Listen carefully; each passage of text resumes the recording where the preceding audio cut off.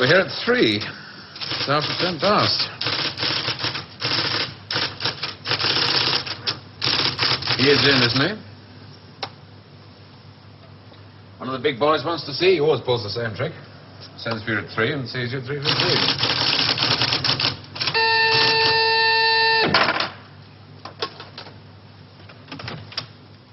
Mr. Larkin to see you, J.G.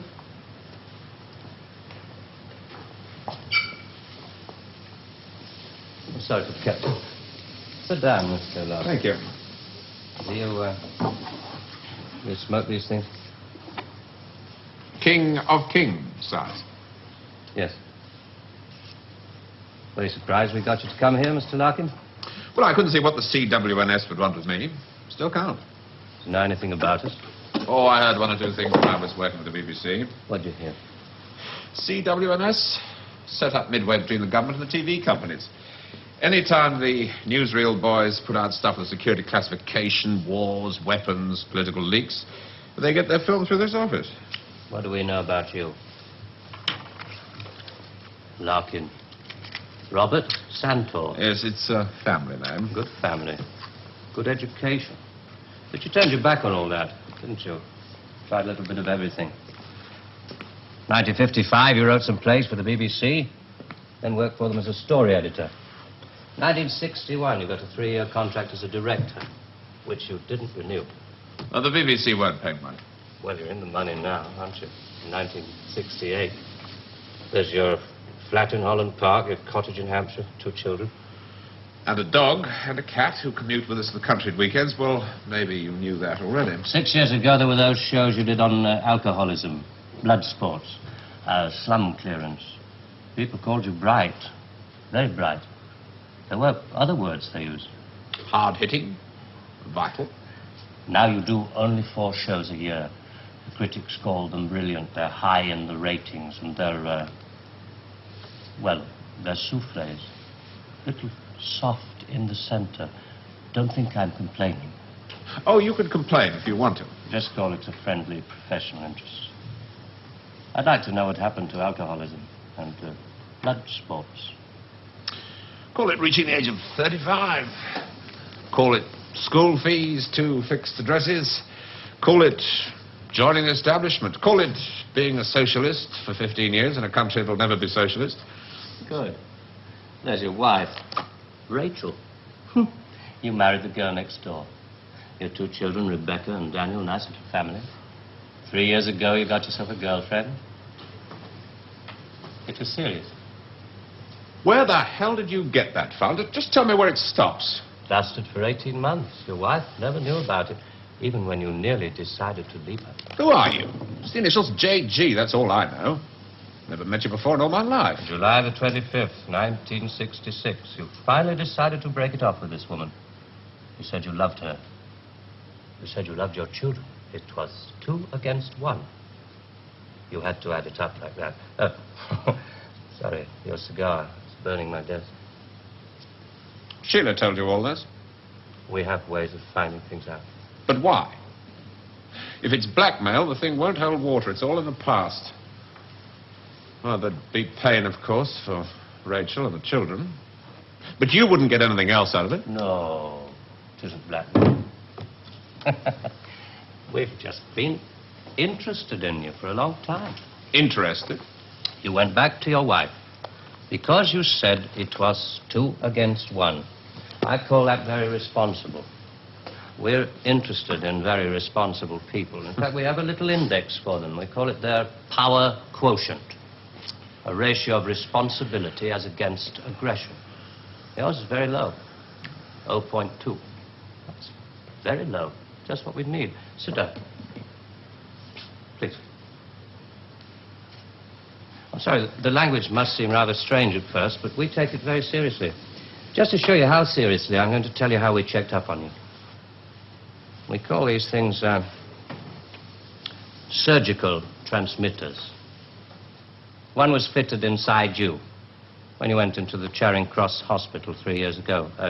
Appendix, wasn't it? Transmitter? Are you trying to tell me that you listen to every word I say? A machine does. untouched by human hand. There's a little gadget in these things that ties up with the pulse rate. Puts a bleep onto anything that you're excited about saying. British. Power quotient, surgical transmitters, high-speed tape. It's Doctor Who. I'm for the real world, Jack. Good afternoon. I shall just have to give you an example. On July the 26th, 1966, you were talking to this girl, Sheila, about love. You said to her, I quote, "The kind of love I have for you, Sheila, well, it's bed love and it's more. It's staying in bed till 6 p.m. and saying I can't go to the office today. It's eating breakfast at twilight, laughing at leaves on the pavement." I don't believe there's any such thing as these surgical transmitters. You got Sheila to tell you all this, then you wrote it down the way I might have said it. You're a good guesser.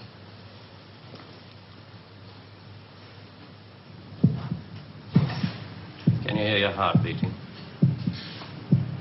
It's eating breakfast at twilight, laughing at leaves on the pavement, getting a cab to a silly movie to Paris.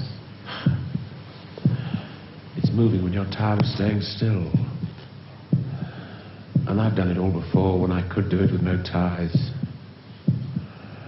Now to just be irresponsible. So there really is one of those things inside me.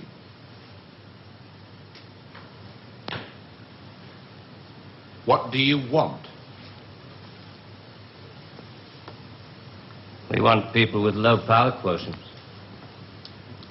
We want them to work for us. Nothing more sinister than that. All this just to offer me a job. Special sort of job. The newspapers talk about the corridors of power, the power elite. Let's just say we'd like you to join the club. Oh.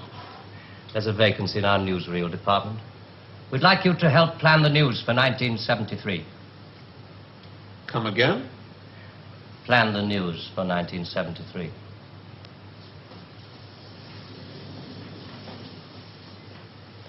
What are you doing? I just want to make sure the sunlight's real.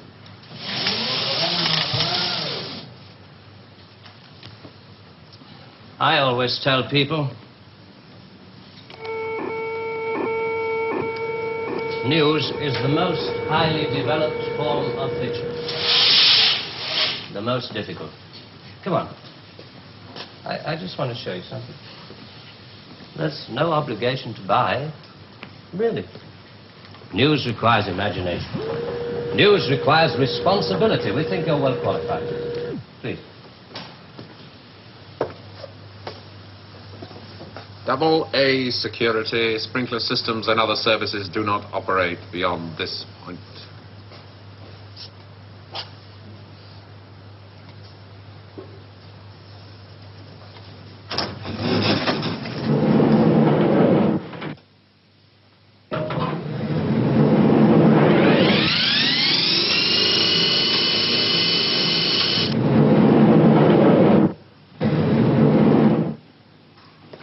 '73.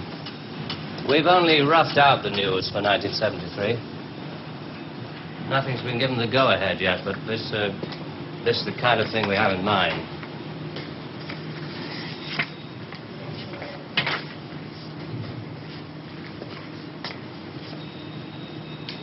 Come.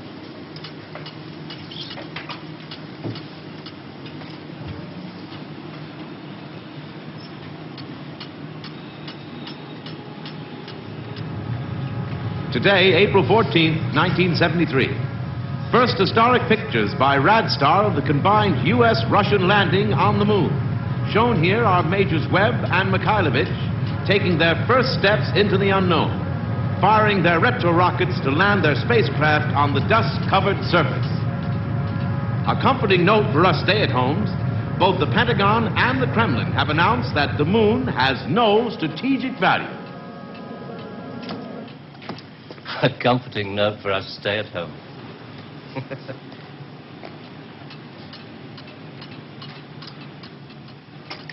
I can't show you any film on this next model. We haven't photographed it yet.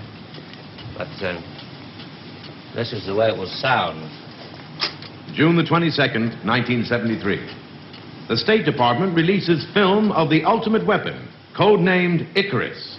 This satellite is equipped with a solid reactor. In layman's terms, it can freeze air solid, stopping all missiles, killing all forms of life. Icarus orbits at the same speed as the Earth, can hang in position over every major city that threatens the peace-loving nations. Rather proud of this one. Come on.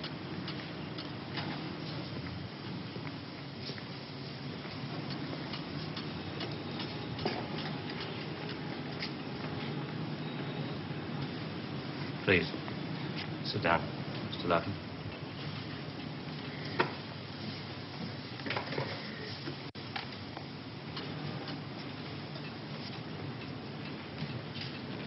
September the 5th, 1973. The new phase in global warfare.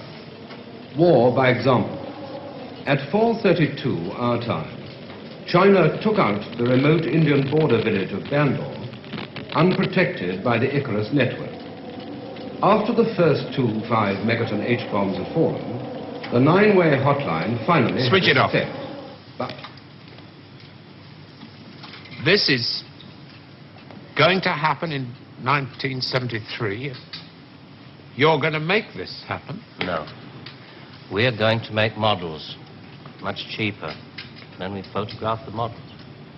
Fake newsreels? That's fake newsreels. For the past 10 years, people have been looking at our fake newsreels and listening to our fake commentaries. And they accept it for the truth? And you can do it. Stop 100 people in the street. How many of them have actually seen a missile or a satellite? They're just told they exist and they believe it. Yes, you're getting there. I knew you would. Well, now, the moon rocket and the satellite, that you can get away with. That's too remote for people to grasp. It's too far away, but this... I mean, you invented this village on the Indo-Chinese border. Oh, yes. Well, somebody could check up. Very mountainous territory up there. There'll be no survivors in 1973. No rescue work. Radiation scare. Yes. You can do it. This could be the news for 1973. Not necessarily exactly like this. We only plan in detail 1 year ahead. Oh, you only plan 1 year ahead. Hey, tell me, what is the news item that's bothered you the most in the past year, 1967? Oh, well, it has to be the new American intercontinental ballistic missile, the Boy Wonder, doesn't it? Just the one I asked him to set up for you. The new ICBM, codename Boy Wonder, with a much-talked-about Mercury warhead. I haven't any special effects up here, but perhaps with the proper sound. Blast off. And Robert Larkin, television director, high IQ, 35 years old, is scared. Scared by nothing. It doesn't work. It's a scientific impossibility. The same goes for the much-talked-about Mercury warhead. Perspex. Well, if this rocket doesn't work, then the others... They have a fireworks party at Cape Kennedy almost every other day. Well, you didn't really believe there were all these things whizzing about up there, did you? Sputniks and rockets. Astronauts crossing their legs for 8 days. How long has this been going on? Since Hiroshima. And the H-bomb, you mean, that doesn't work either? Right. Dirty. Very, very dirty. What was your first reaction? Relief. Oh, yes. Yes, it has to be relief.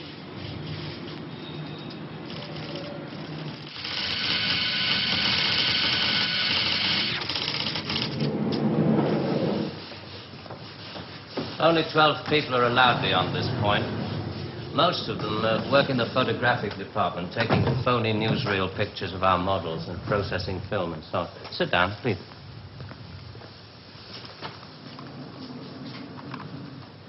Ah, pretty pictures from our stills department. The boy wonder. Do you really think that missiles and satellites are mile out of country? No, not at all. I've only shown you the hard news. There are other things, much softer things we thought might interest you. Well? 1973, we thought it might be time for an anti-teenage movement. A long-awaited return to maturity. Sherry. Perhaps even a religious revival. Oh, I see. You want me to arrange the grand opening of Ruislip Cathedral. 1st of October, 1973. Mark the date down in my 10-year diary. We are very serious about you. There are things about you we like very much. Qualities you have to offer. Qualities that we perhaps don't possess at the moment. That's great. Our file on you. I have to return to July the 25th, 1966, the day you broke it off with this girl, Sheila. You really did reveal rather a lot of yourself that day. But, of course, if you really mind... Help yourself. You said to her, it won't work, Sheila, and she said something, and then you said...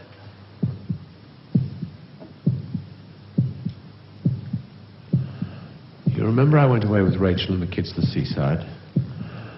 It was midweek and this huge stretch of sand was empty. Just a circle of footprints around 3 sandcastles and tracks out to sea.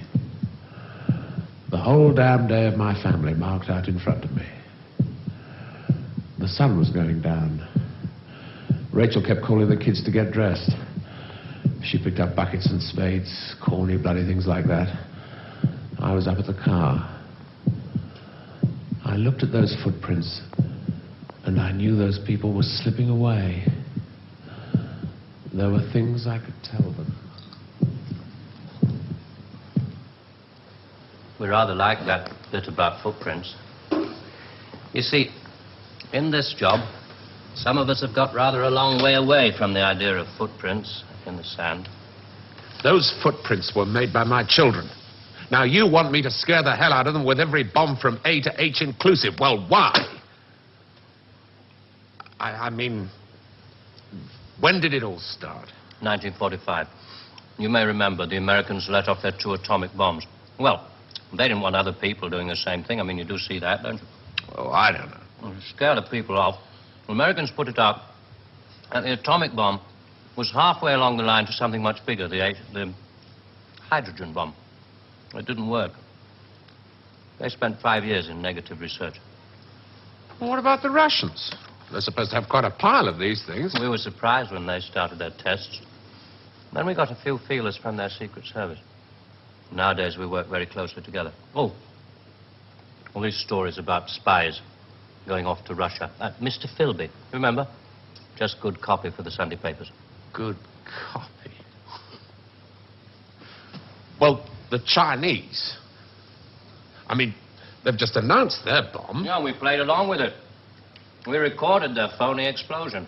We're rather hoping the Chinese will come along, complete the pattern, you know. In Vietnam, hundreds of people are being killed every week. Well, you can't do that with your models. No. And you can't kill people of bad habits in 2 generations. They like to carry rifles. They like to put lines on maps. And we let them because we control the situation. There's no danger of world war. Just a simple choice for everybody. Capitalism or communism. Strawberry or vanilla. It all adds up to the same thing now we've got rid of the big bangers.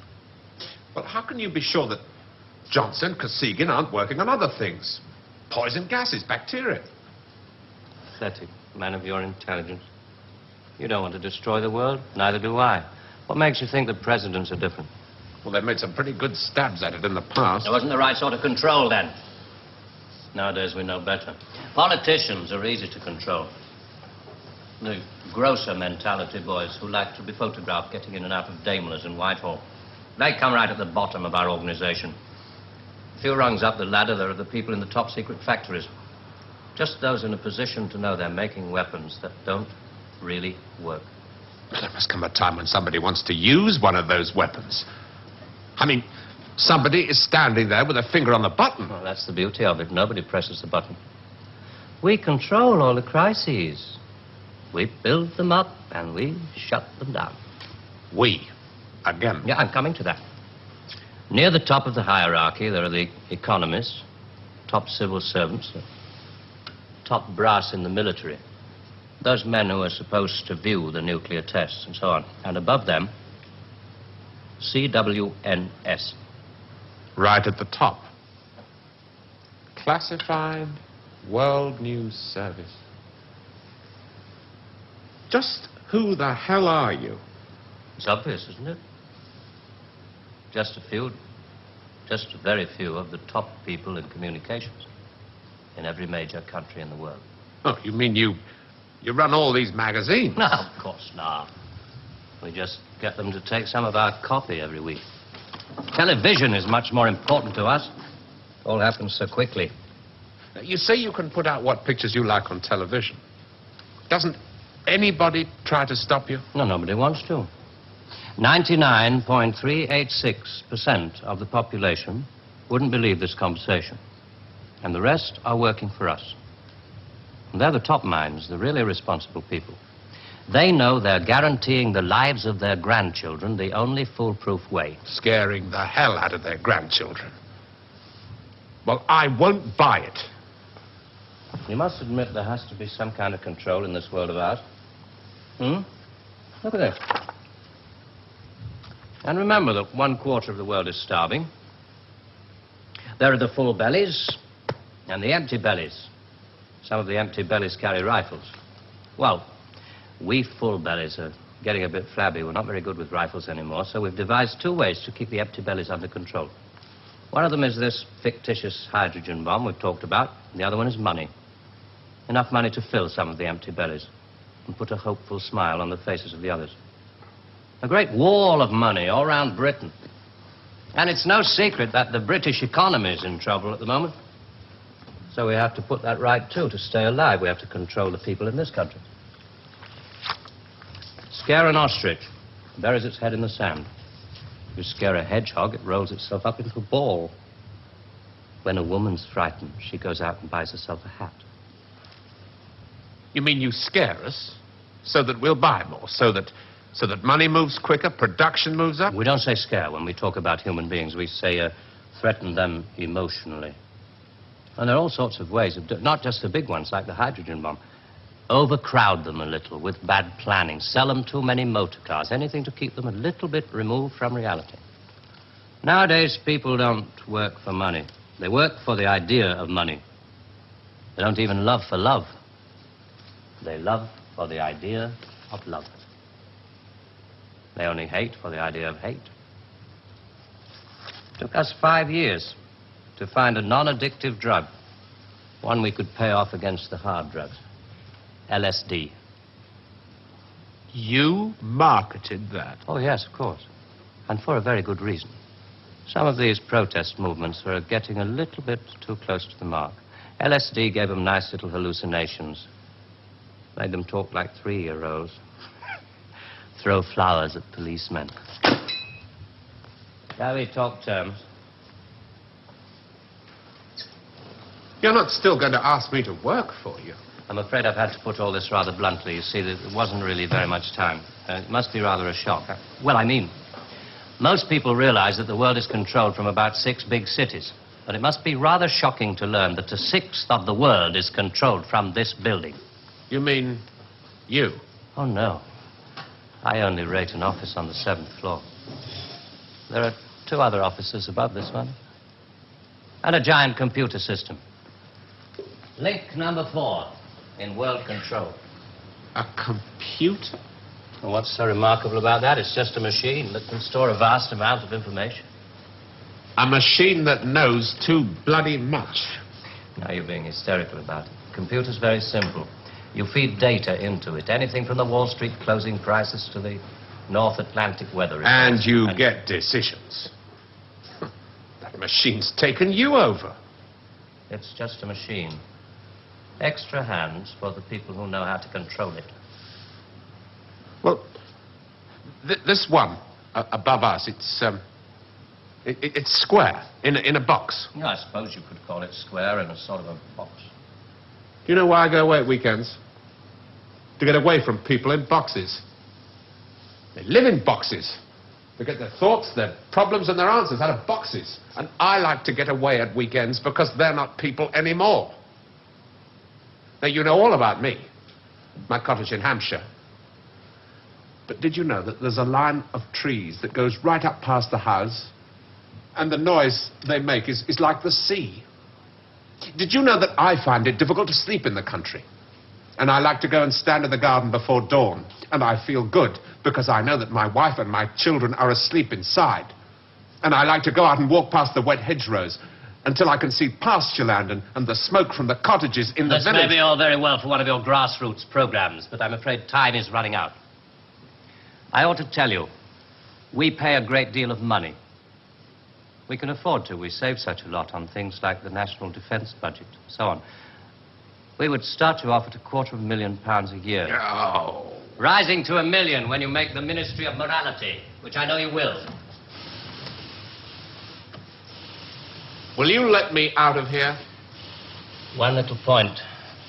I should have told you about these surgical transmitters.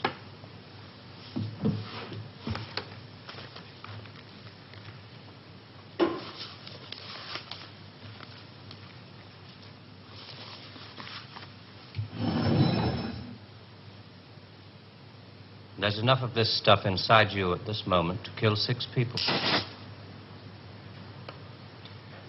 There's a button we can press. I'm sorry about the dramatics. Our boys call these things the oral contraceptive. Keeps them from talking too much. So there must be one of those transmitters inside you. Who presses the button? Extra hands. All this stuff about the computer being extra hands for the men who know how to control it. That machine controls you.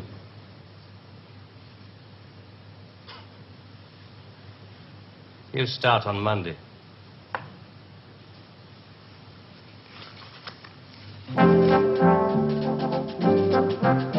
Early controversial classics from Dennis Potter next weekend, with the first of the Nigel Barton plays on Saturday at 11:20. But next tonight, Tony Palmer's very personal film looking at the relationship between pop music, youth culture, money and violence. All My Loving in a moment.